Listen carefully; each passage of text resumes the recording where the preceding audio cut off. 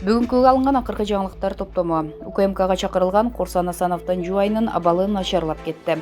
Садыр Жапаров мейли ким болбосун пара талап кылган болсо, мыйзамсыз иштерди кылса, бир тууганым болсо дагы дароо камакка алгыла. Пара талап кылуу фактысы боюнча кармалган бажы кызматкери мамлекетке $100,000 кайтарып берди. Өлкөнүн бийик тоолуу ашууларында кар көчкү түшүүсү күтүлөт. Мына ушул жаңылыктар алдыдагы мүнөттөрдө толугу менен. Садыр Жапаров мейли ким болбосун пара талап кылган болсо, мыйзамсыз иштерди кылса, бир тууганым болсо дагы дароо камакка алгыла. 13 январда шайлоодон жеңип чыккан президент Садыр Жапаров Instagram баракчасына билдирүү жасады. Анын айтымында Садыр Жапаровдун өкүл баласымын, жардамчысымын, кеңешчисимин дешип, ар кайсы жерлерге барып опуз алуу менен пара талап кылып, бизнесин сурап жаткандар боюнча маалыматтар келип жатат. Садыр Жапаровдун өкүл баласымын, жардамчысымын, кеңешчисимин дешип, ар кайсы жерлерге барып, опуз алуу менен пара талап кылып, бизнесин сурап жаткандар боюнча маалыматтар келип жатат. Урматтуу кыргызстандыктар, урматтуу укук коргоо органдарынын кызматкерлери, мейли ким болбосун пара талап кылган болсо, мыйзамсыз иштерди кылса, бир тууганым болсо дагы дароо камакка алгыла. Мындан ары мыйзамсыз адилетсиз иштерге жол берилбейт, деди Жапаров.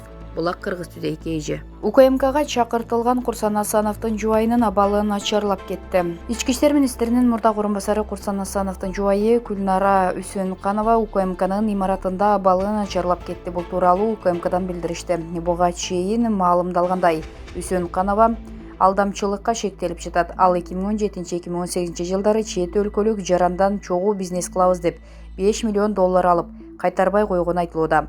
Сотко чейинки өндүрүштүн алкагында УКМКга бир нече жолу чакырылган Үсөнканова 11 январь күнү келген. Тергөө амалдары башталганга чейин эле УКМКнын имаратында отурган кезде Үсөнканованын абалы начарлап кеткен. Натыйжада УКМКнын аскер медициналык кызматынын дарыгерлери чакыртылган деп айтылат маалыматта. Ведомствонун дарыгерлери Үсөнкановага Нур диагностика борборунан кароодон өтүүнү сунуштап, ошол жакка жеткиришкен. Ал жактан стационардык дарылануу сунушталган. Натыйжада Үсөнканова улуттук госпиталдын неврология бөлүмүнө жаткырылган. Эске салсак, Үсөнканованын адвокаты айыптоолорду четке кагууда. Булак Спутник KG. Пара талап кылуу фактысы боюнча кармалган бажы кызматкери мамлекетке $100,000 кайтарып берди. Пара алып жаткан жеринен кармалган мамлекеттик бажы кызматынын түштүк батыш бажысынын бажычыл жол жоболоштуруу тобунун башкы инспектору Келдибаев өлкөнүн бюджетине $100,000 төлөдү. Бул тууралуу Тазабек басылмасы коопсуздук кызматындагы булактарына таянып жазды.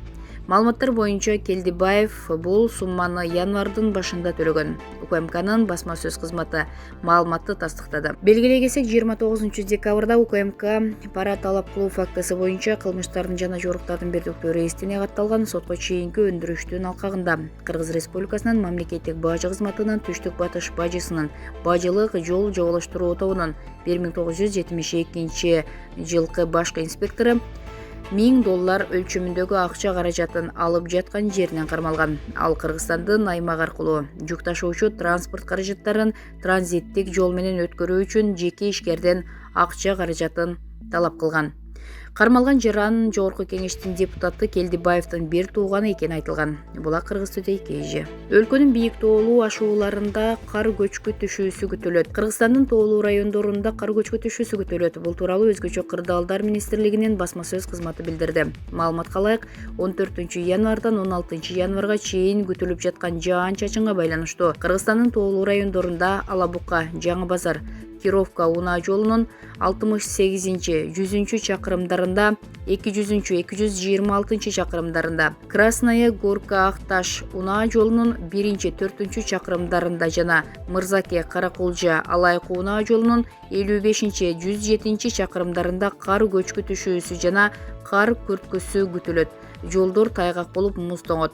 Унаалардын ортосундагы 500 метр аралык кыймыл чектелиши зарыл. Булак Кыргыз Today KG. Сөгүнүүнү тыйган мыйзамды кайтаралыбы? Оозуна ээ боло албагандар кандай жазаланмак? Эстрада ырчысы Курал Чокоевдун сөгүнүп, уят сөздөрдү сүйлөп даярдаган автордук программасы коомчулуктун сынына кабылды. Шоуго ырчылар Кайрат Пиримбердиев менен Кайрат Кыргыз конок катары катышкан. Маданий кызматкерлердин адаттан тыш жоругу көпчүлүккө жага бербеди. Мындан улам аларды жектеп, чара колдонуу талабы менен Маданият, маалымат жана туризм министрлигине кайрылып жатышты. Министр Нуржигит Кадырбеков мына сага деп Чокоевдин маданияттын мыкты кызматкери төш белгисин кайтарып алды. Ал эми Прембердиевдин эмгек сиңирген артист намынан ажыратууну президенттин аппаратына сунуштады. Ошондой эле мамлекеттик маданий иш-чараларга эки ырчыны белгилүү мөөнөткө чейин катыштырбоо аракетин көрүүдө. Ушул жаңылыкты окугандан кийин сөгүнгөндөрдү жазага тартуу мыйзамы эсиме түштү. Жогорку кеңештин депутаты Мирлан Жээнчороев коомдук жайда тартип бузгандарга чара колдонуу боюнча мыйзам долбоорун демилгелеп, 2017 жылдын башында күчүнө кирген. Ага ылайык оозуна ээ боло албагандар майда бейбаштык жасады деп саналып калган.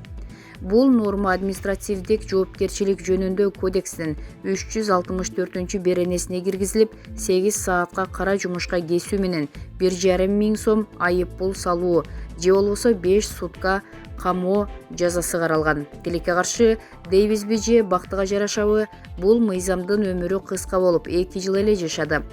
2019 жылдын 1 январында жаңы кодекстер күчүнө кирери менен бул норма алып салынган. Ага ылайык коомдук жайда сөгүнгөндөргө эмес, түкүргөндөргө чара колдонула баштады. Азыр жоруктар кодексинен да, бузуулар кодексинен да Жээнчороевдин мыйзамын кезиктирүү мүмкүн эмес. Жоруктар кодексинин 119 беренесинде майда бейбаштык деген бөлүм бар. Ага зомбулук же зомбулук көрсөтөм деп коркутуу, мүлктү жок кылуу же зыянга учуратуу, коомдук тартипти же жалпы кабыл алынган жүрүм-турум нормаларын одоно бузуу киргизилген. Мындай жорук жасагандарга 30-60 миң сом айып пул салынат же 6 айдан 1 жылга чейин камалат. Ал эми бузуулар кодексинин 81 беренесинде коомдук тартипти камсыз кылуу боюнча нормалар каралган. Көчөлөрдө, стадиондордо, скверлерде, коомдук транспортто жана башка коомдук жайларда баңгизат каражаттарын, психотроптук заттарды колдонгондор же спирт ичимдиктерин ичкендер, адамдык кадыр-баркты, коомдук адеп-акылакты мазактагандар жана мас болуп жүргөндөр жазага тартылат. Жеке жактарга 5500 сом, юридикалык тараптарга 17 миң сом айып салуу каралган. Жыйынтыктап айтканда, азыр коомдук жайда сөгүнгөндөргө карата бийлик чара колдоно албайт, бирок адаштырбаңыз, сизди бирөө сөксө милицияга арыз жаза аласыз. Ал эми жаныңыздагы адамдардын оозунан ак ит кирип, кара ит чыгып жатса айла жок. Эми элестетип көрөлү, эгер 2017 жылы кабыл алынган мыйзам күчүн жоготпогондо Курал Чокоев менен Кайрат Прембердиев мамлекет тарабынан берилген наамдардан гана айрылбастан жазага да тартылмак. Тагыраак айтканда, милиционерлер бул эки ырчынын жана программанын башка катышуучуларынын эшигин каккылап бармак. Сот чечими менен балким микрофон кармаган колдор 8 саат кара жумуш жасап, 1,5 миң сом айып төлөмөк же 5 сутка абакта отуруп чыкмак. Ушул сыяктуу жаза 2018 жылдын февраль айында Бишкектеги түнкү клубдун диджейине колдонулган.